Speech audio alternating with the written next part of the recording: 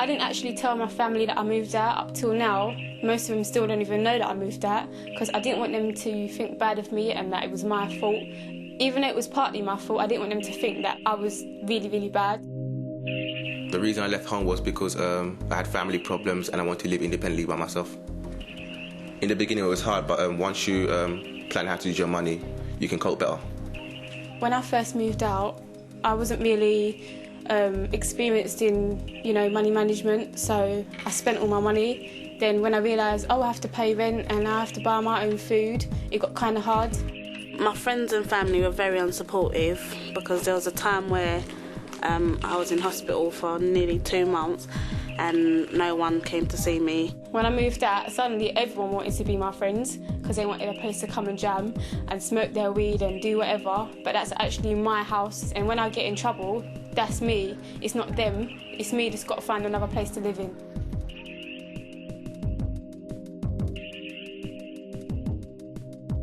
My family was actually behind me most of the way. They supported me in what I did. Friends didn't really want to know. As soon as I moved out of my parents' place, friends didn't really want to know. I felt alone because I didn't really have anybody to talk to apart from obviously my family. It took me a very long time for them to find a proper place for me to stay. During that time, I was trying to stay at friends' houses, but their parents weren't really supportive as well. They didn't really want me to stay there, and were trying to send me home, but my parents didn't want me there. The HPU sent me to the night shelter, but they didn't have no room for me because I'd come late. It was about midnight, and I was crying because my mum's house was only down the road and I couldn't go there. Although I didn't get pregnant to get a flat, it took me ages to get my flat, 4 months of living everywhere. I felt very angry. I didn't want to do it, but I did think of getting rid of the baby. I was about 4 months pregnant, that's when they found me my nightly let, and I stayed there for 3 months and then they found me my flat. My worst experience of living in temporary accommodation was actually the people I live with, because there was actually a woman that used to live in the B&B and she used to take drugs, and she used to actually be in the kitchen sink, which I think is really unhygienic, and people would steal your food. I put jacket potato in the oven one time and they went and stole my food. One of the options open to young people who are facing homelessness, which is what I chose, is connections. They're really good because I went to them and they found me a B&B really quickly. Or you've got the Citizens Advice Bureau, The homeless persons unit. You've also got social services. They can help sometimes. The best thing about living in a foyer is that you always have someone 24/7 to help you if you've got any problems with your benefits or if you need any help looking for work or whatsoever. They're there for you all the time.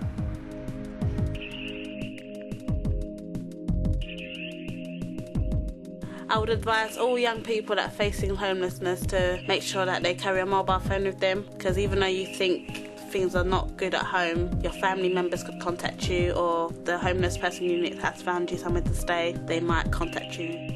When you first move out, you spend, and you don't think about your bills and you don't think about your food. There's actually been times when I've actually gone with no money, days I haven't eaten, so it's really, really vital that you save your money.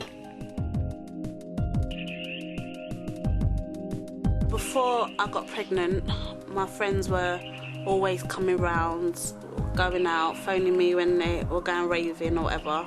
Everyone was telling me that I shouldn't keep the baby because I won't be able to work and I won't be able to go back to education. And I think I've proved them wrong because I've already completed 2 courses and I'm studying a few other courses and trying to find the right path to lead me into a good job. I'm most proud of being independent, not able to abide by rules all the time, not able to be under my parents' control all the time, being on my own, having my own place, stuff like that. Living on my own has changed my life in lots and lots of different ways. Like, for one, I actually have a voluntary job, so I think that's really good because I did it by myself. I'm in education.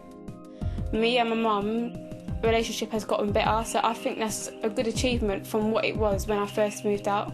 It's made me and my mum a lot closer because I realised how much I need her. That's the most important person in my life, my mum. Also, I found out who my true friends are, who actually I know is there for me and will do anything for me. I do need my mum, but I do most things by myself. But before, I used to depend on my mum a lot. I don't know more. Living on my own has changed my life, made me more independent, because in terms you have to pay your own bills, wash your own clothes, cook your own food. If your money runs out on electric, you have to look for your own money, so it certainly made me more independent.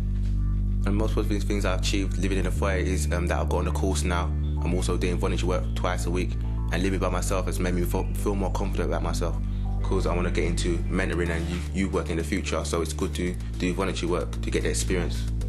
I don't consider having my baby as a mistake, because it wasn't a mistake.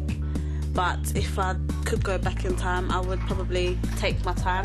So I'll wait until I'm a bit older, and I'll try and make things right at home. I'd have took my GCSEs and took school more serious, because now I could have been doing something more better with my life. If you live in temporary accommodation, you're still classed as homeless, but I don't think that's right, because you still have a roof over your head.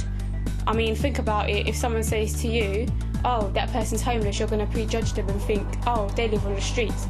So I think it should be changed from homeless to something more appropriate.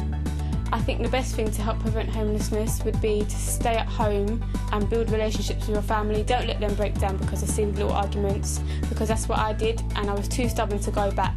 Even though I knew I could go back, I didn't, because I thought, yeah, I've got my own freedom, but it's not easy. It's really, really hard.